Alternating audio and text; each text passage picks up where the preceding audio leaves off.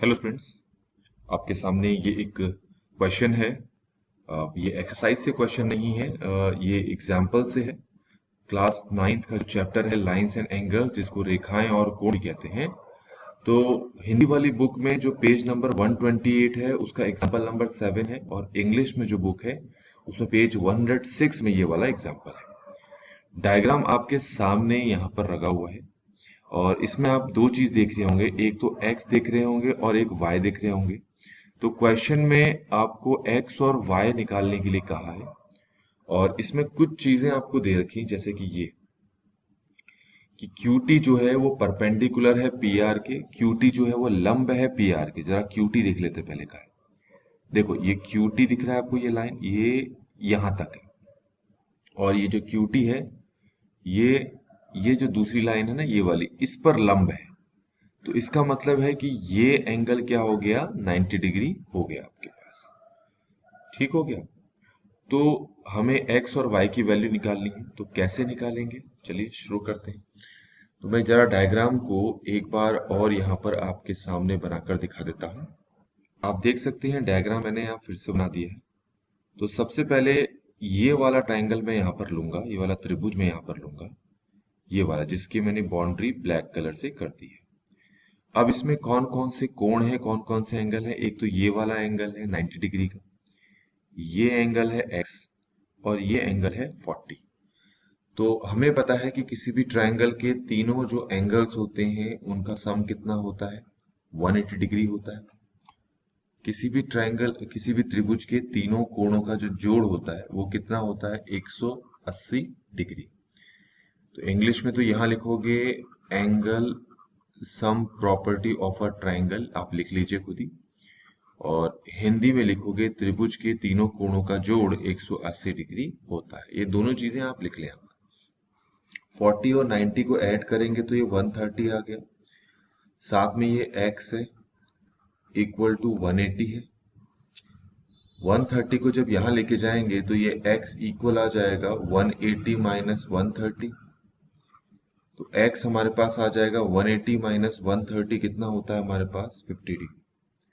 तो इस तरीके से बच्चों हमने यहाँ पर x की वैल्यू को आराम से निकाल लिया। तो अब हमारा काम क्या है, अब हम y को निकालेंगे, और उसके लिए मैं डायग्राम फिर से यहाँ पर बना देता हूँ ताकि हमें चीजों को समझने में और आसानी हो। तो ये डायग्राम आपके सामने यहाँ पर आ गया है। तो अब हमें क्या करना है, अब हमें y निकालना है। तो y निकालने के लिए अब जिस त्रिभुज को हमें यहाँ देखना है, जिस ट्रायंगल को हमें यहाँ पर ध्यान देना है, वो ट्रायंगल ये है। मैंने आपके सामने ये शो कर दिया, ये देखें, ये है वो ट्रायंगल। ठीक है। और अगर इसको मैं यहाँ पर भी आपको बनाकर दिखाऊं अलग से इसी को, तो ये है। इसमें जो ये वाला एंगल है ये आपको y दे रखा है, ये एंगल आपको 30 डिग्री दे रखा है, और ये वाला एंगल आपको x दे रखा है। अब आप देख सकते हैं ये जो y एंगल है ना, ये बाहर की तरफ है, इसको कहते हैं एक्सटीरियर एंगल। और ये 30 डिग्री और x जो है ना, ये अंदर की तरफ है, इनको कहते हैं इंटीरियर एंगल। हिंदी में जो बाहर वाले कोण होते हैं उनको कहते हैं बहिष्कोण, और हिंदी में ही जो आपके अंदर वाले कोण होते हैं जिनको इंग्लिश में तो इंटीरियर एंगल्स कहते हैं, और इनको कहते हैं ये अंतःकोण। ठीक है।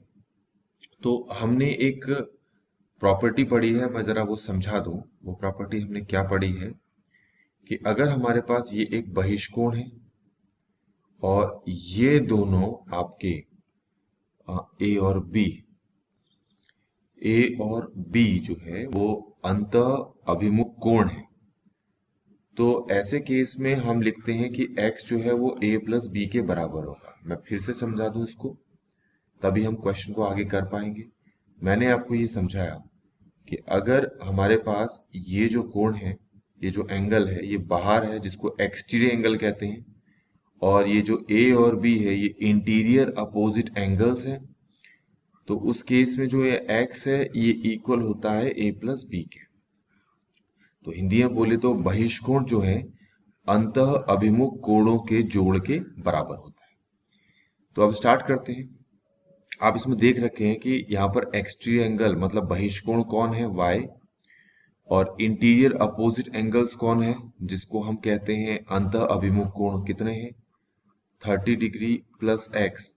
तो कोई भी जो बहिष्कोण होता है वो अंत अभिमुख कोणों के जोड़ के बराबर होता है। अब x की वैल्यू तो हम निकाल चुके हैं ऊपर, तो ये हो जाएगा 30 प्लस 50 और सॉल्व करेंगे तो y की वैल्यू कितनी आ जाएगी 80 आ जाएगी।